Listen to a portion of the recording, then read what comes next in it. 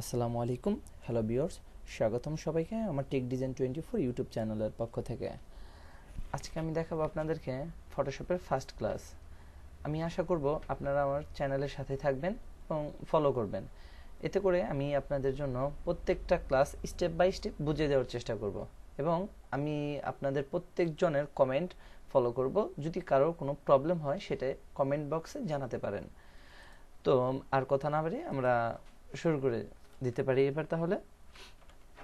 হ্যাঁ, প্রথমে আমরা ডকুমেন্ট সেটআপ শিখবো যে কিভাবে একটা ডকুমেন্ট সেটআপ করতে হয়। এর জন্য আমরা চলে যাব সরাসরি ফাইল নিউ তে যাওয়ার পর ওকে।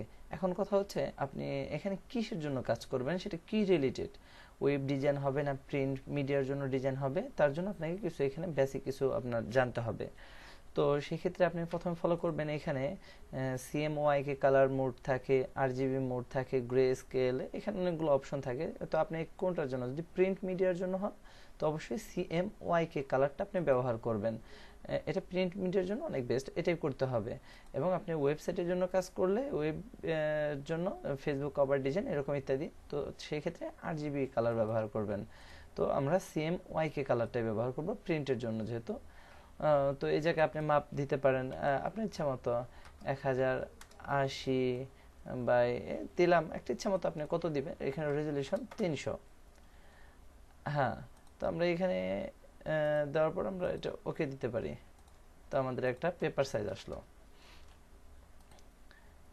এখন কথা হচ্ছে যে আমি এখানে কিভাবে কাজ করতে পারি। হ্যাঁ, তার জন্য আপনার জুম ইন জুম আউট বুঝতে হবে। আপনি কন্ট্রোল প্লাসে চাপ দিলে এটা জুম হবে, কন্ট্রোল মাইনাসে চাপ দিলে এটা আপনার মাইনাস হয়ে যাবে। তো সেই ক্ষেত্রে আমরা জুম ইন জুম আউট বুঝতে পারলাম যে কন্ট্রোল প্লাসে চাপ দিলে বড় হবে, কন্ট্রোল মাইনাসে চাপ দিলে অনেক ছোট হয়ে যাবে। তো এটাই হচ্ছে zoom in zoom out, control minus control plus. এটা অনেকভাবে করা যায়। আপনি শিফট স্পেস অল্টার দিয়ে ছোট করতে পারবেন, কন্ট্রোল স্পেস দিয়েও ছোট বড় করতে পারবেন। হ্যাঁ, তারপর শিখবো আমরা যে কালার অ্যাপ্লাই। আমরা কালার অ্যাপ্লাইটা কিভাবে করতে পারি। এখানে দেখতে পাচ্ছেন যে অনেকগুলো টুল আছে, রেক্ট্যাঙ্গুলার টুল, ইলিপ টুল, সিঙ্গেল কলাম, সিঙ্গেল র। ট্রাই করে দেখবেন। এটা হচ্ছে এভাবে দেওয়ার পরে আপনি যদি এখানে লেয়ার নিয়ে নেবেন, আপনারা লক্ষ্য করেন এখানে এখানে ক্লিক করলে আপনার নিউ লেয়ার হবে। অল্টার ডিলিট দিলে আপনার কি কালার উপরেরটা সেট হয়ে যাবে। এটার নাম হচ্ছে foreground colour, set foreground colour. আর হচ্ছে কন্ট্রোল দিয়ে ডিলিট দিলে ব্যাকগ্রাউন্ড কালারটা রিমুভ হয়ে যাবে, এখানে কালারটা অ্যাপ্লাই হবে। তো আমি ফরগ্রাউন্ডটা ব্যবহার করলাম। তো এইভাবে কালার অ্যাপ্লাই করতে পারবেন। অল্টার ডিলিট আপনি স্পেস করলে এখানে অটোমেটিকলি হয়ে যাবে। এভাবে প্রত্যেকটাই আপনি যেভাবে করবেন সেভাবে হয়ে যাবে এই জায়গাতে অ্যাপ্লাই। ও তারপর হচ্ছে লেয়ার। আপনি লেয়ারটা এখানে কেন প্রত্যেকবার নিয়ে নেবেন, যাতে করে আপনার কাজের সুবিধার্থের জন্য আপনি এখানে প্রত্যেকবার লেয়ার নিয়ে নেবেন। Alter delete. এখন আমি যদি এখানে আরেকটা লেয়ার নিই, অল্টার ডিলিট, তো দেখা গেছে একসাথে হয়ে গেল। যখন আপনি মুভ টুল দিয়ে নাড়াবেন তখন দেখবেন এক হয়ে গেছে। এর জন্য আপনি কি করণীয়, আপনি এখান থেকে আরেকটা নিউ লেয়ার নেবেন। তারপর যখন অল্টার ডিলিট দিবেন, এখন দেখেন আপনি প্রত্যেকটা আলাদা আলাদা সিলেক্ট করতে পারছেন। এই যে দেখেন আপনার প্রত্যেকটা আলাদা আলাদা লেয়ার হচ্ছে।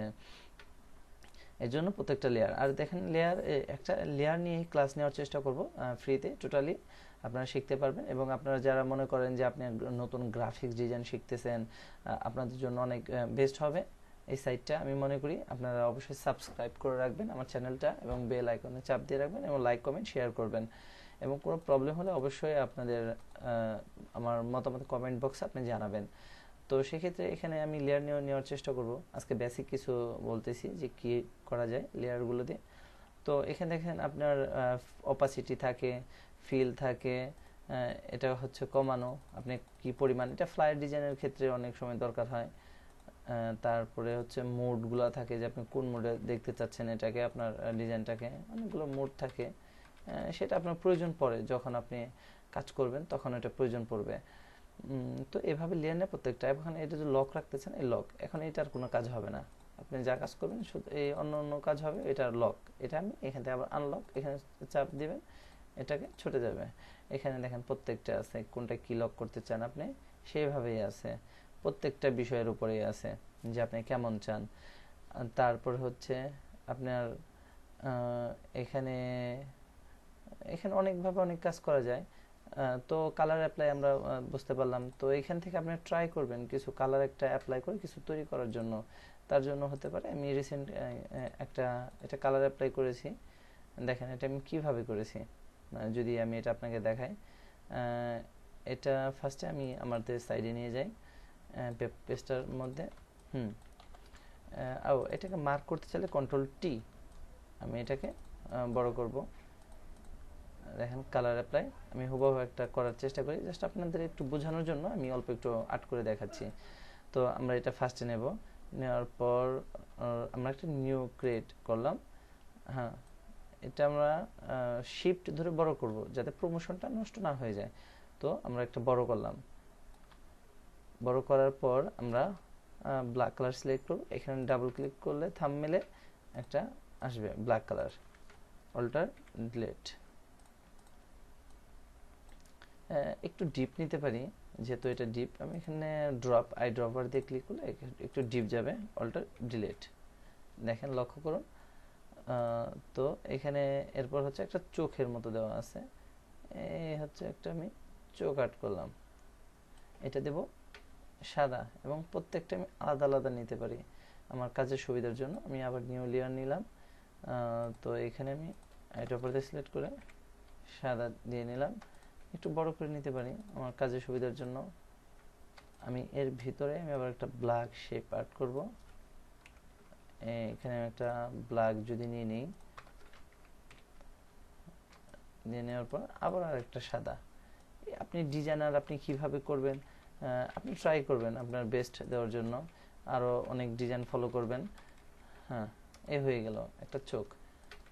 এখন এটাকে আমি মার্ক করে কন্ট্রোল জি একটা গ্রুপ বানাতে পারি, তারপর কন্ট্রোল জে। দেখেন এখন কি হয়েছে, মুভ টুল দিয়ে আপনি এখন নাড়া দিবেন। একটু মিস্টেক হয়ে গেছে, আমরা মনে হয় অন্যগুলো কপি করে ফেলেছি। দেখেন পুরোটাই কপি হয়ে গেছে, একটু মিস্টেক। আচ্ছা, শুধু আমরা এটাকে কপি করব, কন্ট্রোল জে। শিফট ধরে নিয়ে এপাশে নেব, দেখেন একটা হয়ে গেছে। এখন দেখেন মাঝখানে একটা শেপ দিয়ে আপনি অনেক কার্টুন চেষ্টা করবেন যে কার্টুন আর্ট করার জন্য অন্যান্য কিছু, তাতে করে কি হবে আপনার অনেক হাতটা ক্লিয়ার হয়ে যাবে।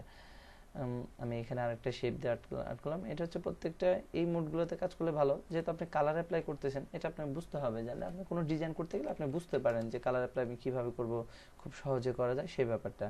আমি এখান থেকে এই কালারটা সিলেক্ট করলাম, ওকে।